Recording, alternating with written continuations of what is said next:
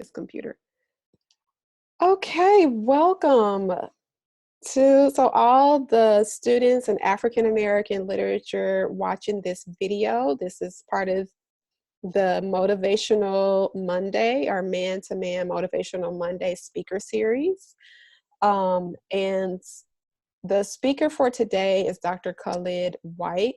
And we had actually planned to do a Zoom before the pandemic and moving online. So it just worked out perfectly, because now all of the Man-to-Man Mondays may potentially be in this format. And so just to say a little bit about Dr. Khalid White, he is awesome. He's a published author. You can see some of his children's books behind him. He works at, correct me, San Jose? Yep. San Jose State. He's done some work with the, do you know Keenan? Is he there too? Oh, Keenan, yeah. Yes, he's on the docket to be a speaker as well. So San Jose really being represented in this series. So I just want to put a little plug in for everybody thinking about transferring. Now you will have some connections there. And he has actually produced, directed, and created the documentary Black Fatherhood, which also has an accompanying book that he will talk about. And Dr. White, I didn't tell you that the book they're about to start reading is the autobiography of Malcolm X. All right, one of my favorites. So if you have some thoughts on that, and you know, in the context of our conversation, that might be really helpful for them. And so the first question I've been kicking off every speaker session with is, why is it important for men of color to read? And you can say a little bit about yourself and what inspired you growing up. Okay. Well, you know, why is it important for Black men to read? Well, let me just start at the beginning. I grew up a reader, you know, and I think that I was introduced to books early, introduced to books frequently, and really became and still am an avid reader. My parents were avid readers.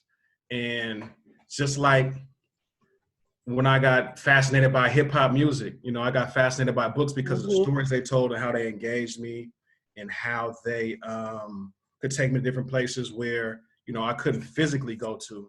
And I realized by starting to read stuff that I like to read. So at first it was books about, you know, for example, like animals or sports. And as I matured in my my likes and dislikes, and in my age, I started reading about books that were about like young men trying to find themselves, like Manchild in the Promised Land, or The Learning Tree, and books like that.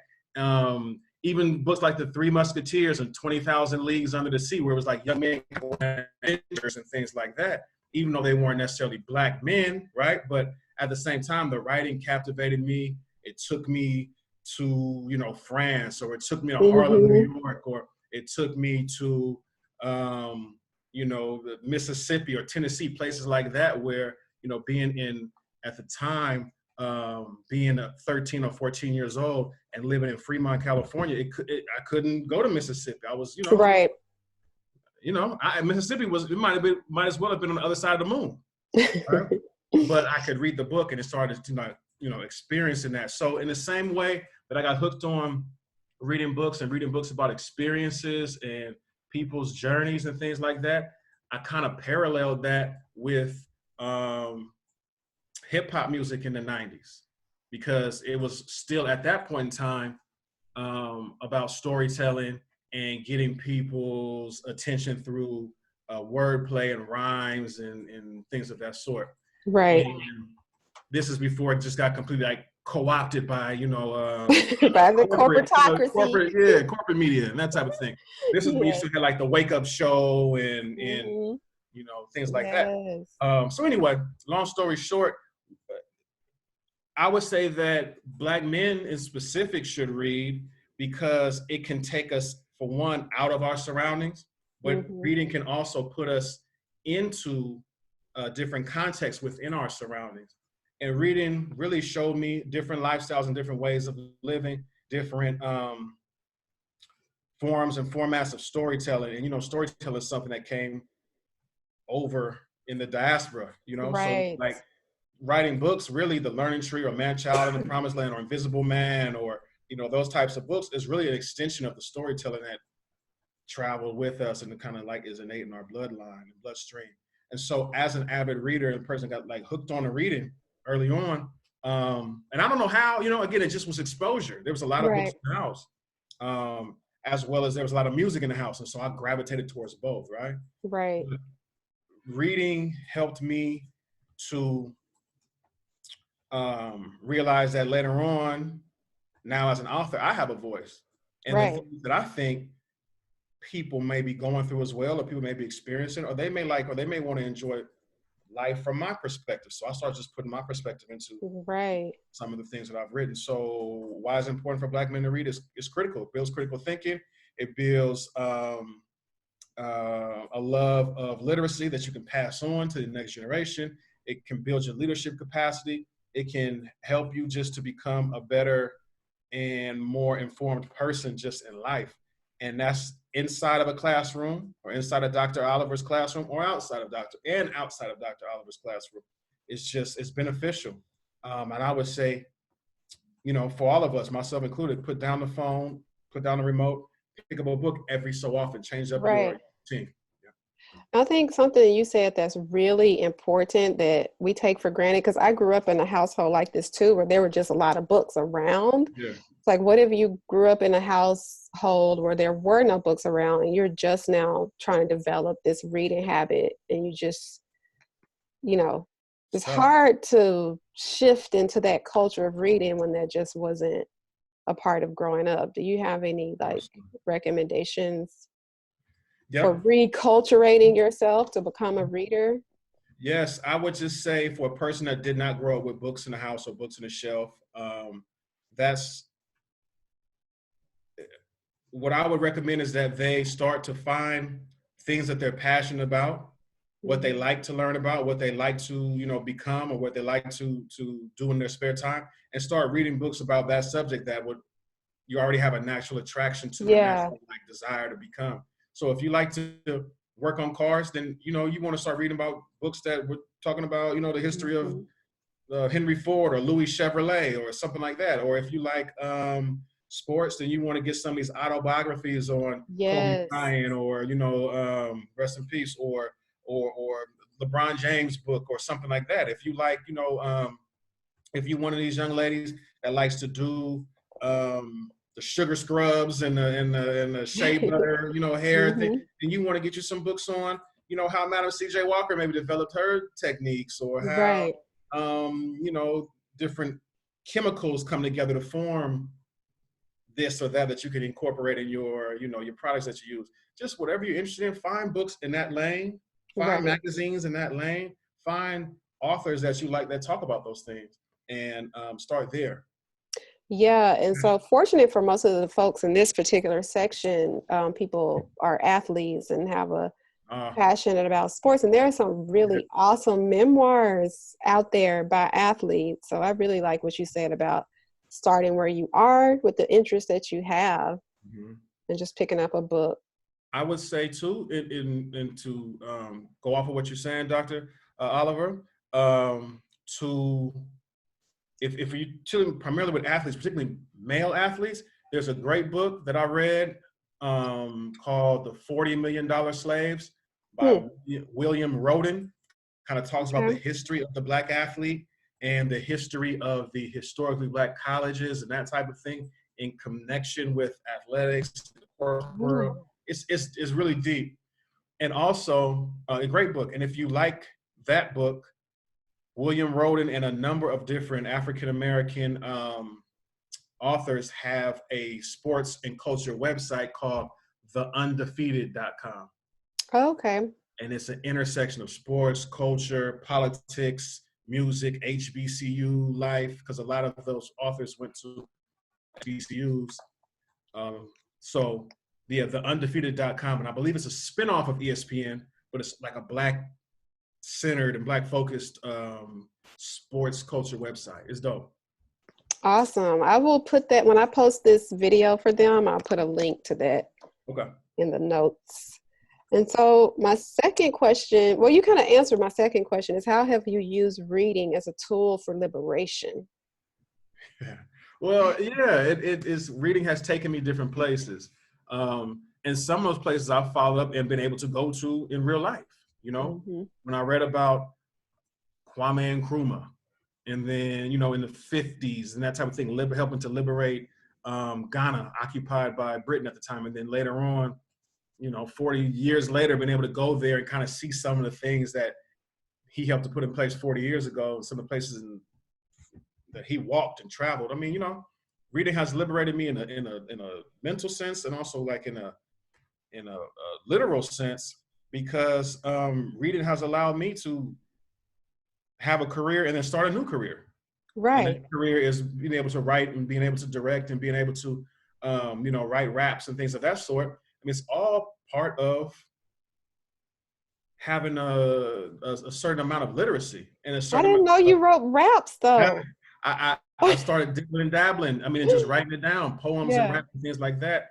And I'll share with you in your class, Dr. Adrian. I'm getting ready also to start doing music. Well, not starting to do music, doing music. I had a couple songs in the can we're going to probably release over the summer. Oh yeah. Yeah, Okay. in Yeah. connection with my books. So it's just another form Right. of business entrepreneurship and another form of storytelling. Is doing songs. I'm so glad you mentioned hip hop and rapping because people don't realize like the best rappers are good readers. That's how they come up with those rhymes, right? But then one is two, you know what I mean? Yes, you can tell somebody who, you don't necessarily have to have gone to college or going to get a graduate degree or an Mhm. MFA like yourself, right? But Mhm. a person who took time to read and learn wordplay and kind of study some of these different vocabulary terms, as opposed to just the same A, B, C, C, B, Right. A, B, C, C, B, A, you know, I mean, and there's a place for that. That Yeah. nursery rhyme rap, there's a place for it, the kind of the mindless rap, but there's also, Yeah, like the Migos. I'm sorry. you know, I didn't want to say these names, but okay. I You know, can't help and it. they're successful in that lane. But then there's also, you have the flip side of that, people who are lyricists or people who are, you Mhm. know, have a more intellectual or a more literate sounding message and delivery. And I like a little bit of both. I like a healthy mix of all of that. Yeah, me too. And so this kind of gets at what we're starting to read this week, the autobiography of Malcolm X, because we spent a lot of time together in our first couple of weeks talking about music and jazz as it developed in the Harlem Renaissance. And of course, the poetry kind of flows out of jazz is what I was explaining to the class. And so my last question kind of stems from the fact that most of the African-American literature that we study focuses on the Harlem Renaissance. Yeah. And then you bring in a revolutionary like Malcolm X. Yeah. And the question becomes, what's the difference between a Renaissance and a revolution? I think a Renaissance, in my understanding of it, a Renaissance and the Harlem Renaissance is more artistic and more cultural. Right. Revolution can be artistic, can involve the culture, but also ends with some systemic change, ends with some end results, some tangible results. So if we're looking at the Harlem Renaissance, for example, you have all these different writers, these different poets, these different sculptors, these different painters, the Cotton Club, and all these different places, the Apollo, which was the predecessor to the Apollo and things of that sort. All these different jazz musicians and all that's culture, like a cultural flourishing. We developed a new identity for ourselves, leaving the South and going up north. Yep. Right. So in that cultural renaissance, you have a revolutionary-minded person like Marcus Garvey that lived in Harlem during that time. Yep. Garvey comes not necessarily, he's an immigrant, he immigrates to America, comes from Jamaica, right? He comes with seeing all this culture and seeing how the mentality and the heart of the Black person or Black man and woman has changed. But I have some end results. in mind. And as a revolutionary minded person, I want to see these results come to fruition. So it becomes, I'm involved in culture, but I'm also involved in systems of economy, systems of job creation, which is part of the economy, systems of business, systems of education. I'm involving myself in these different facets of the economy to reach an end result, which was, a Black nation within the nation. And I hope I'm not going too far on a tangent. No, this is perfect. I teach African American history, so it's kind of right in my lane, right? So with that in mind, Malcolm X's family, his father, who was a Garveyite follower and minister himself, sows those same seeds of culture and also revolution in Malcolm. And those seeds that got sowed in Malcolm sprouted when Malcolm was in his 30s or 20s into his 30s, right? So the Renaissance, in my opinion, started a revolution, first in Garvey, and then later on in Malcolm and the Nation of Islam. And the Renaissance can lead to a revolution, is my, my thoughts on it. Same thing, I think, to a lesser degree, well, to a certain degree, I don't know the history of it as much, but same thing happened in Cuba. The Cuban Renaissance and Revolution was tied together. And so you have some of the highest performing education system, medical system, that type of thing in Cuba, even though, they don't follow kind of the same things that America does, if that makes sense. No, that makes perfect sense. Because I really think right now we're at the juncture of needing that type of Renaissance art to inspire revolution and thinking. And that's why I'm so passionate about helping people to become, motivated to read. Because if you sleeping, and by sleeping, I mean plugged into all the streaming devices and the social media, then we won't have the Renaissance. We won't have those artists, to produce that art. I agree. And really, go ahead. I'm sorry. No, go ahead. Well, they said the revolution won't be televised and it won't be streamed. You won't be able to download it. But if you just tuned in to the smartphone, you're going to miss a lot of it. Right. And that's perfect because we listened to the Gil Scott Heron, The Revolution Will Not Be Televised, during our exploration of music and literature. So that's a perfect connection. And so speaking of Renaissance revolutionaries, I wanted you to spend a little bit of time with you talking about your own work. And that's what I was going to say, that I don't know if my students will notice this, but all of the men coming to speak to them on these Motivational Mondays really live at that juncture of being a Renaissance man and a revolutionary. Yeah. That's it. Hey, and I thank you for intentionally providing that lane for us to come in and do it. Yeah. And recognizing us for that. Now that you mentioned it, that makes sense. It does. And the guys that you mentioned previously, whether it's Tango or whether it's Keenan, yes, we all do things differently, but it's all kind of at the intersection of literature, revolution, and Renaissance. For sure. Yes. Hey, I think you're onto something. You're onto something. So I wanted to have you, give some space to talk about your work, Black fatherhood, what inspired you to produce that documentary and the book, and your other projects, your children's books that you have back there behind you. Okay. Well, what inspired me firstly to start off with doing the Black fatherhood thing, it was a heavy piece, right, in terms of, the subject matter. And it kind of stemmed out of some tragedy because, I started working on it during, I was, how can I put it? I was inspired to work on it out of the story of Michael Brown out there in Ferguson, Missouri. Yeah. So kind of watching that unfold, it already the idea was swimming in my mind a little bit prior to, but once I saw the Michael Brown situation unfolded in 2014, I said, man, now's the time. Now's the time for me to do something and do something kind of, in my eyes, uplifting for our community and our people and Black men especially. Right.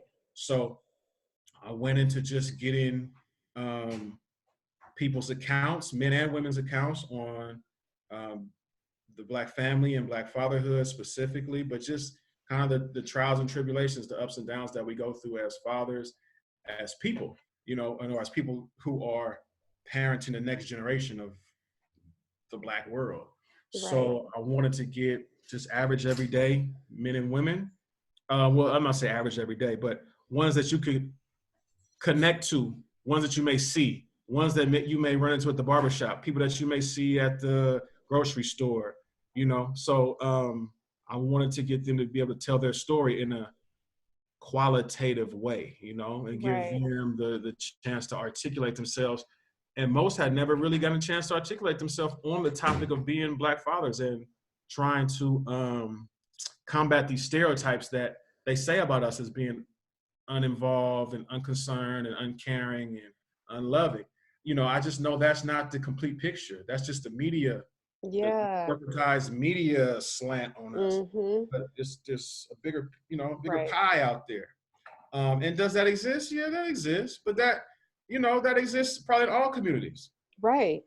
It's a very small piece of the pie, like you said. Very small piece of the pie. And so, I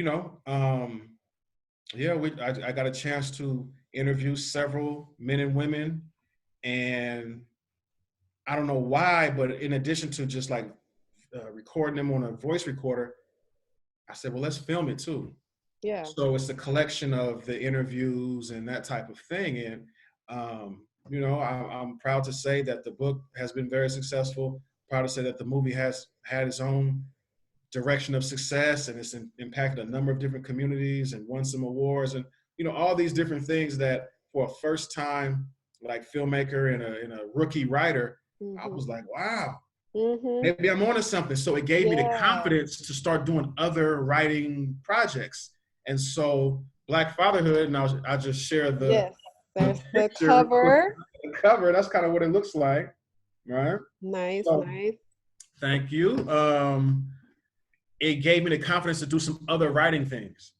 One of which was a collaborative effort with Dr. Keenan Norris on the importance of literacy for young Black boys. Awesome. And so I wrote more of an educational piece on why literacy was important and kind of things we could do as educators, as parents, as just concerned people about Black boys in California in specific, and how to get their literacy rates up. Because if they're not reading at grade level proficiency, grade level, by the third or at the latest, the fourth grade, they're pushed down school to prison pipeline. Absolutely. So literacy keeps us out of jail. Yes. Keeps us out of, the prison industrial complex, which we have continued to be a part of since the ending of slavery. Right? The prison system is just a continuation of the system of slavery. Exactly. So how do we get our people out of it? How do we liberate? Well, one of the ways we can liberate is by being literate. Yes, say that again. One of the ways we can, as a people, we can liberate is by being literate.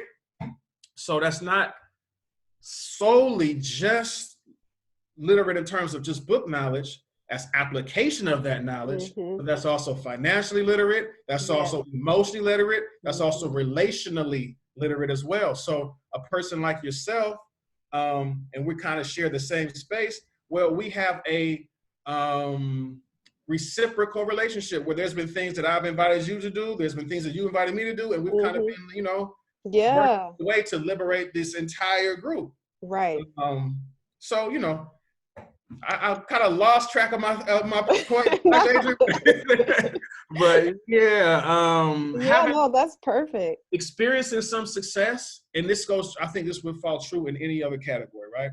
Experiencing some success, some levels of success with the Black Fatherhood book led me to writing about Black boys, which led me to saying, hey, maybe I should do some kids books. Right. So I can't stop at wholesale the school to prison pipeline, but let me play my role in disrupting it by adding some literature for Black and brown boys, specifically Black and brown girls, where they can see themselves in some of these books, they can see their cousins and their brothers and their sisters portrayed, and then they'll engage more with the books, because that's how I engage. I saw people and I read about people Right. that were similar to me when I was, Mm-hmm. 8 or 13 or 16. And that's how I got drawn into to really fall in love with books. Yeah, So, yep. representation. I just want to highlight that. That's so key because Yes. I was an English major in undergrad and I was reading about all these, I joke with my students, all these dead white men. I was like, do you guys know how many dead white men I had to read to be able to stand here in front of you? And it was, so the short of that long story is that I ended up changing my major to psychology because that lack of representation when I was 19 years old, I didn't know that's what it was, but it was really becoming a barrier for me to engage like I really knew I wanted to because I love literature. Yeah. And so I think when you find yourself in books and people that look like you, that's one way to be motivated. And I love that you're starting at the children's level even. Thank you. And I agree with you 100%. And I have a very similar story. When I was in college, I'm sorry, I'm gonna cut off the screen. When I went in college, when I started in college as a freshman, I came in as an English major.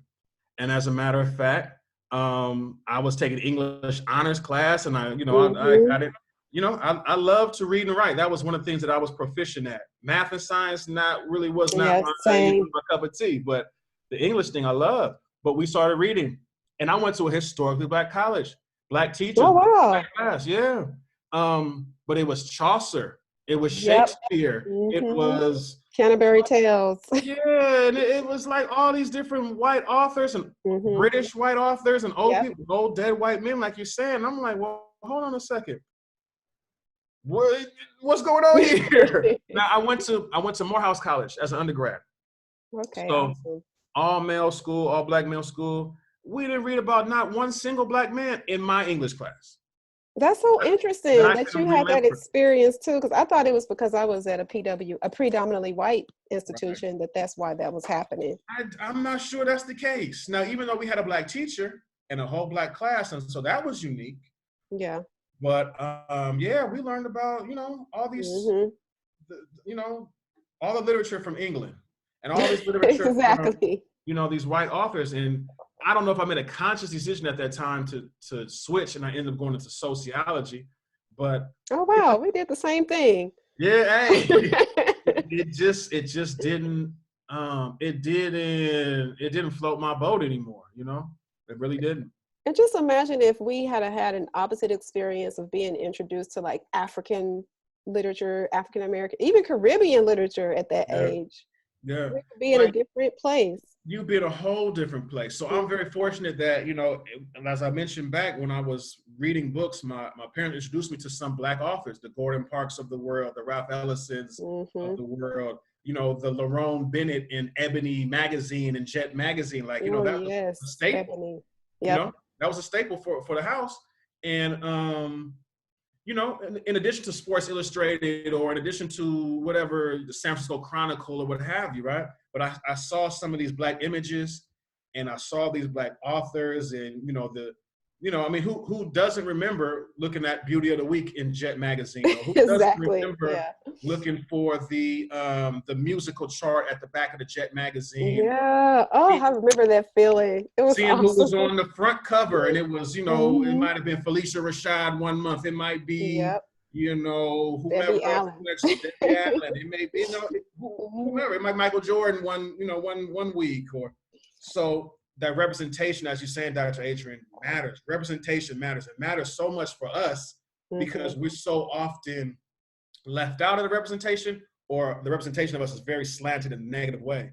So Yeah. that's why I think the reception for this Black fatherhood was so huge, is because it wasn't a make believe fairy tale story. They had ups and downs, but it showed a real person, a Right. real people, and it showed them in kind of a dignified and a human way, not this deadbeat daddy or baby daddy type of scenario that we own, Yeah. and that's what we only see. And Mhm. yes, that exists. It does. But that's not everything. It's almost And you like, have white fathers like that. You have fathers, and, a lot of fathers like that. and let me, to add on to what you're saying, the Center for Disease Control, which is like, you know, the CDC is almost like the Supreme Court. What they say goes, right? So the Center for Disease Control put out a study. I want to say it was in 2014, if I'm not mistaken. It's off the top of my head. But it said that Black fathers, regardless of if they're married to the mother or living under the same roof or whatever, based on their study, Black fathers are the most invested, engaged, and involved fathers across races. And so not only with the Mike Brown situation, but reading that study, I was like, well, shoot, I kind of felt that, because the people in my circle were pretty hands-on with their kids, even if they weren't with the mothers. Like, you know, for example, I have a 12-year-old, almost 13-year-old daughter, and me and her mother are not together. And we try to work our best as far as co-parenting. But, you know, I feel like I've been there as much as I could and wanted to be there from, you know, as long as I can remember, and take pride in that. And a lot of my friends were taking pride in having kids and being fathers, and almost like reversing this negative stereotype. And so anyway, the representation of that, I think, was important, and it mattered for these men and these women that were in the project, but it mattered for our community because they get a chance to kind of see a balanced or image. And I love one renaissance that's happening, and what I like about what you did with Black fatherhood is like showing Black fathers with their daughters, because we had that Hair Love, you know, book and the film that won the award, and all of these players were trying to comb their daughter's hair, and people, you know, that gets left out of the conversation about how important it is for Black women. Also for men it's important, but fathering is important for women too.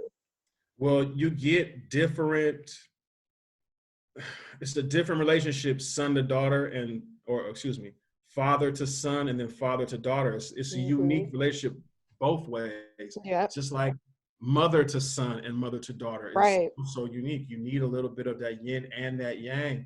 So yeah, I applaud, you know, I think it's Matthew Cherry with Hair Love and what he was able to do with that, because that is a struggle. I try to do my daughter's hair. Thank God, you know, her mother's a hairdresser. So after a while, you know, after I tried it a time or two and didn't have much success, you know, her mom was just good at doing hair. That's what she likes to do. That's what she does, you know. Anyway, so I was fortunate in that regard. But yeah, that's a struggle. That is a struggle, because, you know, it's all boys in my family, so it was more like you get some grease, a brush, and a do-rag. I can do that, you know what I mean? Yeah. But barrettes and knockers and trying to twist. Yeah, it's a lot. Oh, goodness.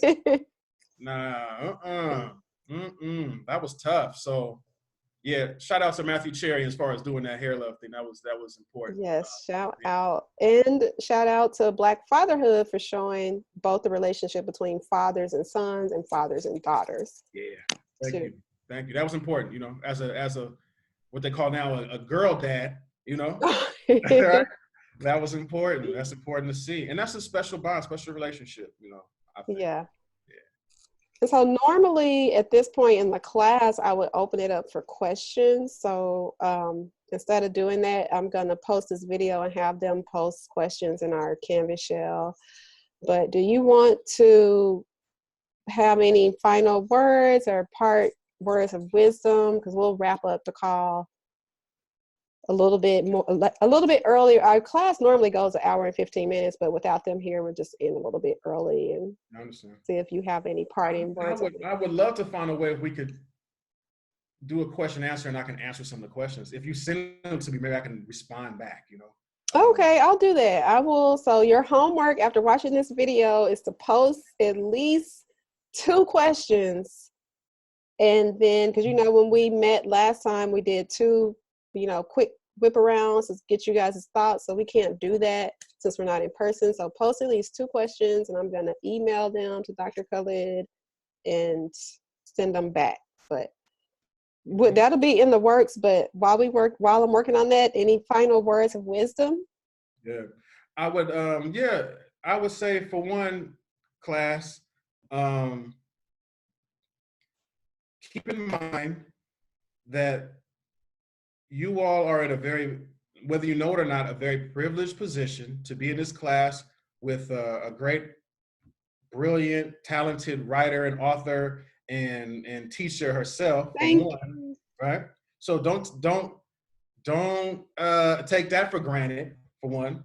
And then for two, you're in a very privileged position as students to be in what we call now the Silicon Valley, where people from all over the world would give their arms to be in the position that you are in at Laney. And I know Silicon Valley sometimes is just relegated to the South Bay, but it's really the whole Bay Area at this point.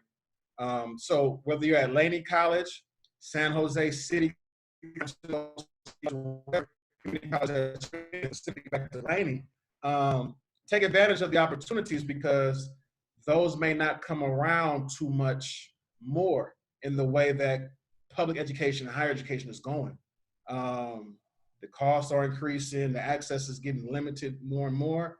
And so, you got a great teacher, a great opportunity, and take advantage of it, young people, so you can look back in 10 years or 5 years, 15 years and say, I'm glad that I used this to my advantage and learned and took it serious, because now I'm able to I've seen the growth. Because 10 years is gonna pass regardless. Yeah. And you're gonna either be better or you're gonna be at the same place Exactly. or not in the dust, in 10 years. So don't squander this opportunity. But I would like to also encourage you all do not that man, Say that again. I think the sound went out a little bit. Okay. Yeah. I would say to the men in the class and the student athletes, not to exclude the women, but I hear the class is heavily men focused. Let's as men and as leaders, let's represent ourselves in the most positive lights that we can, and that we are understanding our intersectionalities and our diversity. If you're a student athlete, chances are you're more than just an athlete. If you're a female who is a mother in class, chances are you are more than just a mother. You are a leader too. You are a person people look up to. You are the next, cultivator of the next generation. So we have all this different greatness inside of us, all these different 4 and 5 and 7, 8 and 12 different things that we can do. So let's not just get pigeonholed and just I play basketball or I play football. That's one thing that you can do. What else can you do? What else do you like to do? And use Dr. Oliver's class to explore some of that and explore some of these intersections that are a part of you and a part of us as people, and particularly as people of color and as Black people specifically. And I would invite you to get in touch with me if you like. Take a look at my website too, which is www.blkmpwr.com.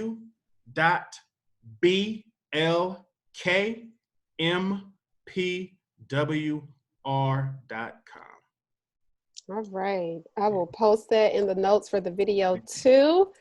And I hope that in 10 years, just want to piggyback off of Dr. Khalid's encouragement, is that your favorite book is the autobiography of Malcolm X, and you read it and, you can at least say you have that book. Can I say something else about that book? Mm-hmm.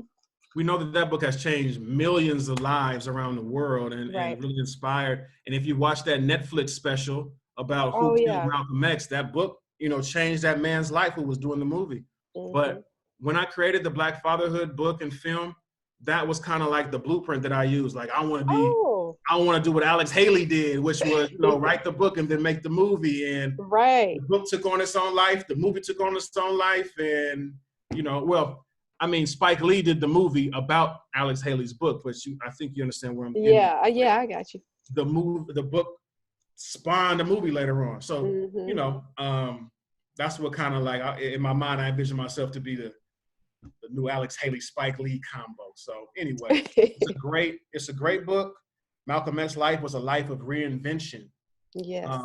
And so again, Malcolm started off one way, came out a whole different way, and we could do the same thing. On that note, that's a perfect note to end on. Reinvent yourselves. Mm-hmm. And everybody stay encouraged and safe during the crazy time. And wash your hands. Do all the grandmother things we already, grandma told us to do. Thank you, Dr. Khalid White. Thanks for having me. I'm going to stop the tape now and wish you a good day.